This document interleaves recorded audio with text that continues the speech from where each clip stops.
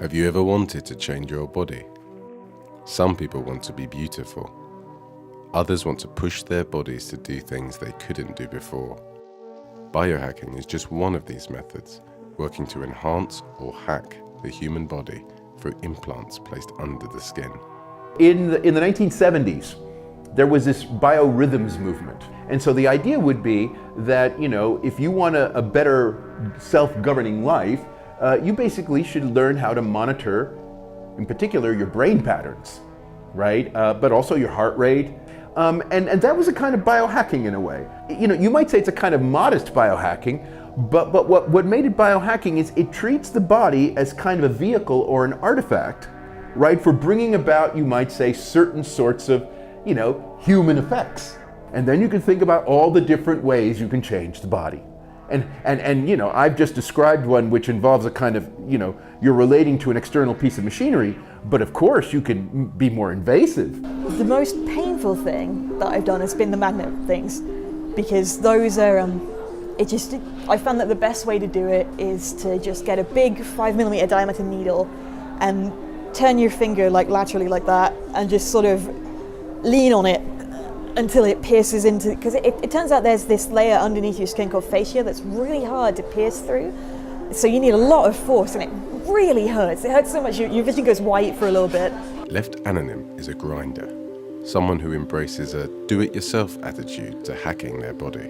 Working in bedrooms and bathrooms, these grinders were some of the first to experiment with functional implants. There are lots of different types of hardware people are putting under their skin, but the most common is a radio frequency identification chip, or an RFID. They can store electronic information, which can be accessed by touching a reader. We've been putting them in our cats and dogs for decades, but now a reported 10,000 people have them inside their bodies. They're actually really useful. You wouldn't think they are, but they are. You can use them to unlock your phone, you can use them to start your car or your bike, you can use them to lock and unlock your home security system. Anything that checks whether you are present or absent, you can use with the RFID chip. Not all of Lepht's experiments go to plan. There is something that I am scared to do, and that is this little guy. This is what you call an encapsulation. It's where it started off as a normal magnet that I built, but this is the second one I ever did, and I did not test the coating properly. This guy was fine for a couple of months, and then what you can see is where the coating's broken down, and my immune system has got hold of the neodymium inside. Because this guy's buried in so deep, your body just coats it in scar tissue. So that's a big ball of scar tissue. So when things go wrong, I have to fix it. And the reason I haven't fixed this yet is because I know it's really gonna hurt. Whereas Lepht Anonym had to self-experiment, it's now possible to be chipped by trained professionals. Bevis is a creative computing student at Goldsmiths University, and he's signing a waiver before getting his first implant. It's about having 3 injections at once for about 5 times longer. So it was like a really painful injection, but with the breathing and with I have quite a high pain tolerance, so it was doable. Yeah, it hurt for about a day afterwards, and then I slept on it, and it felt fine afterwards the next day. If I hit the scab, it hurts a little bit. Being able to hack your body is kind of a dream, I guess. I love hacking lots of things around me, taking things apart. What if I can take my body apart? What if I can tinker with what's inside me? That's an interesting concept that I'm really excited to play with, really. So in my hand, the little capsule which contains the RFID chip, just a little bit bigger than a grain of rice, is around here. So if I take my phone, which I know the RFID reader is just below the camera, still a bit swollen, so it's still a bit slow. And there you go. New tag collected. If I go into the tag's information, we have all my medical details and all my social media at the moment. That's what I've been playing with. If I hadn't have met Amal and Patrick before, I probably would have been a lot more nervous. Amal Graafstra started Dangerous Things, one of the first US-based biohacking companies. With Dr. Patrick Kramer, he is now developing a new implant aimed at the mass market. I think we're the ones who haven't shied away from this market, right?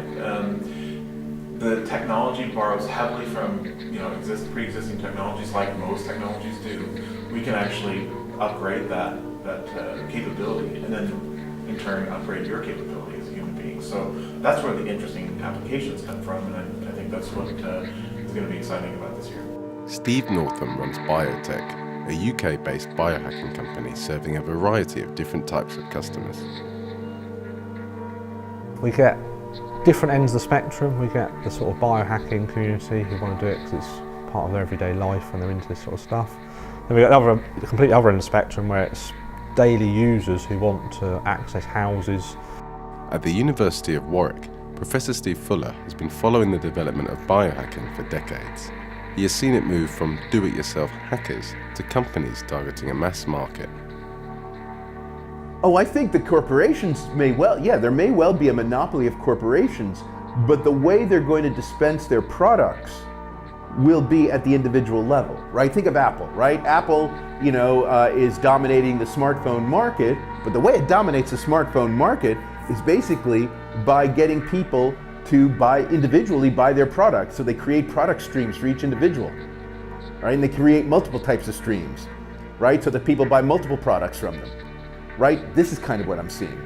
So part of our wider sort of business strategy, we monitor trends using social media, the news, etc. And human implants were starting to trend more.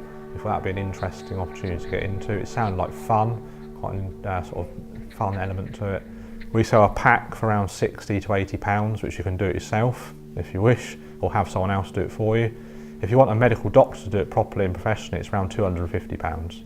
We've looked at it more from a business opportunity and filling a gap in the market. If anybody can now get an implant, why doesn't everyone have one? The first thing that comes up is always data security when I talk implants. The security of our personal data has become one of the most fundamental issues of our time. People fear that if they put their most private data on a chip, it could be hacked and accessed by others. An implant might be convenient, but what's to stop someone knowing everything about me, or even tracking my movements? Data and security is probably more secure, so we're looking at storing medical data on the chip. That would mean the data is only stored on your chip. It's not stored in the cloud somewhere, which could be hacked into, stolen, manipulated. If it's in your hand, it's quite secure, and it can be encrypted, password protected. Well, it's pro data security. You can secure in a much better way than having a piece of paper in your wallet with your PIN number on it. You'd rather have it under the skin or something. So yeah, it's a learning curve, I would say. Data security is not the only concern. In the transhumanist literature, there is this term that's used, bioconservative. And sometimes it's just used to talk about religious people, who in a sense are very, very strongly wedded to some kind of natural God-given sense of what the body is. If God wanted you to do this, he would have done it himself, kind of thing, right? So why are you doing it? Some fundamentalist Christians see implants as the mark of the beast mentioned in Revelations. Others from the Abrahamic faiths may simply be concerned with any changing of the human form, which they see as made in the image of God. You don't have to get one, but it is a choice. No one's forcing you, and I'll be very much against any kind of government initiative or something that would be to force you. It's not damaging you, is it? It's only damaging what your ideas of humanity is. That can each to their own, right?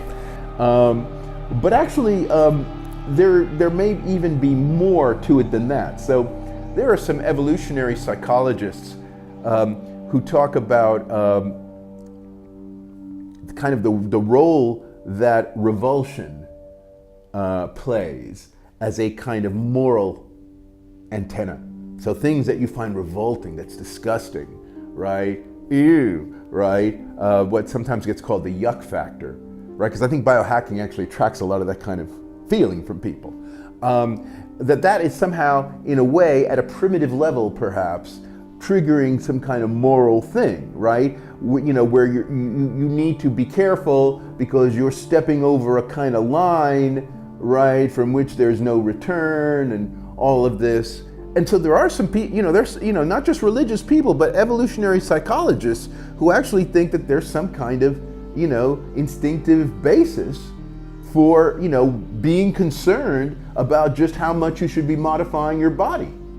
Like, I never thought of it as something that was morally wrong. I've always been 100% for the principle of bodily sovereignty, which means if you aren't hurting anyone else, you have the right to do whatever you want. There would be a lot of people who just wouldn't want to take up these things because they've got that dislike of having their bodies tampered with.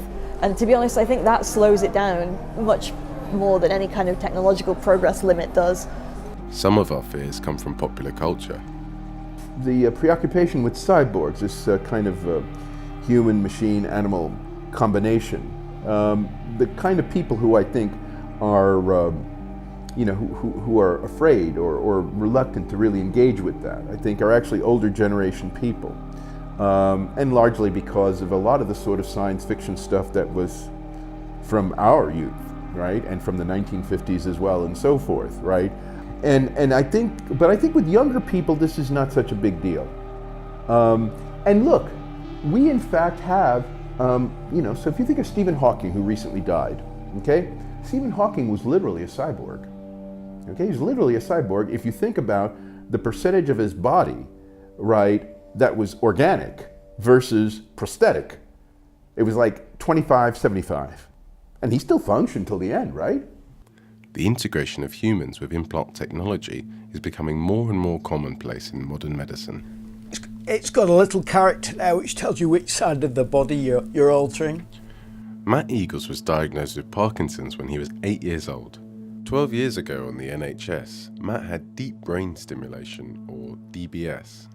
Electrodes are now placed inside his head, sending electrical impulses to his brain, minimising the symptoms of his Parkinson's. I now take about 4 half tablets a day, whereas I used to take 24 full tablets. So that to me is a significant amount of chemicals not going into my body. Because at the end of the day, some of the worst side effects I get are as a result of taking these tablets for so long. I have a video here actually of me trying to eat my dinner, and it's all side effects from the medication. It's not the Parkinson's disease that's doing this. That's me trying to eat. That's a side effect of my medication. It's a well-known side effect called dyskinesia, and having DBS can actually stop you having this as much as well. One of the best things that's happened is it's given me my dignity back. I can turn over in bed at night without any issues, but also going to the bathroom. Now, I used to have for about 2 or 3 years before I had the surgery, I had to have a pot by my bed. And your dignity goes at that stage if you're having to leap I used to have to roll onto the floor and try and kneel up and wee, and that's no fun. The other week, I managed to run up 798 steps or 46 floors of the Beaton Tower, which is in 12 minutes, which is the tallest, and I did it for the Christie, which is a cancer hospital in Manchester. While biohacking is slowly seeping into mainstream society, it is quickly becoming common practice within medicine. Whether through RFID chips or DBS, biohacking is changing people's lives today. So there was a person who we chipped in his shoulder because he'd lost both his arms and legs to sepsis. He can now roll up to his front door in his wheelchair, scan his arm, and the door opens for him. It's made such a difference to my life. And anybody that has any fears about particularly medical biohacking, I'd suggest they come and speak to me, and I'll persuade them that it's a good thing.